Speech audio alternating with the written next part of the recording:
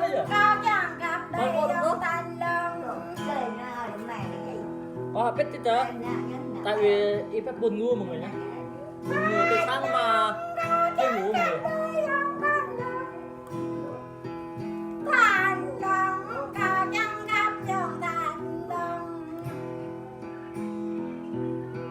Cao đó này đó chắc hay tương như dòng tan lòng. Cao đó này đó chắc hay ghê. Tôi nhớ là cả cà chi đây. Cao ngạc bó thao gặm ở ngay lại dòng tan lòng. Cao năn đi vẫn ta lệ ở này. Ở đây có tọp lăng để gọi là dòng tan lòng.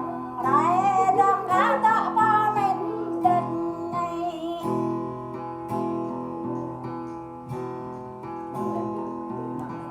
Tan lòng đã chẳng gặp thấy dòng tan lòng. Tan lòng đã chẳng gặp thấy dòng tan lòng. Tan lòng như ta đây bị rơi giờ đây này. Tan lòng như mô tê về đây ăn. Đã gây dầu.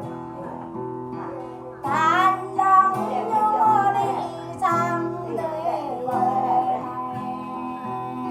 Cao đi ngoại để sang cao đây này. Ôi nhột kỹ rừng ta nè dòng tan lòng. Ôi nhung kỹ gã ơi dòng tan lòng. Ra ông kỹ mẹ giờ này dòng tan lòng. Con này kỹ bố giờ con này. Ôi lúc giá ca đến lâu sơ mục dòng tan lòng.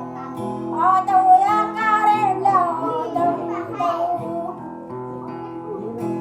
Gà giá ca đến lâu cu gà ơi dòng tan lòng.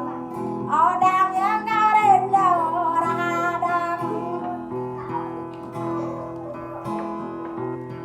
Tan lòng ca chẳng gặp đây dòng tan lòng.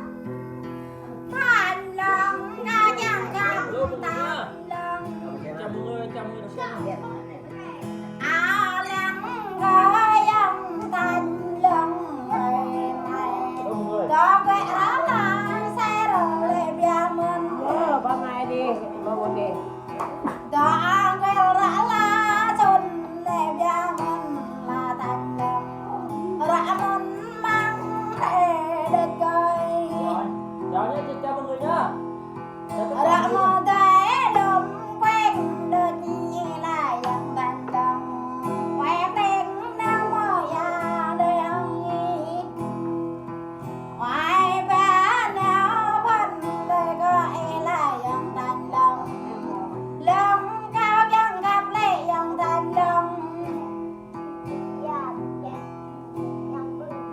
Tan lòng cao chẳng gặp lấy dòng tan lòng. Tan lòng cao chẳng gặp lấy dòng tan lòng. Cao chẳng nhập đất tay đời ông nhìn ai dòng tan lòng. Cao ai rồi đắp ram đời ông nhìn. Ôi cha tay ông gan gì luôn. Cao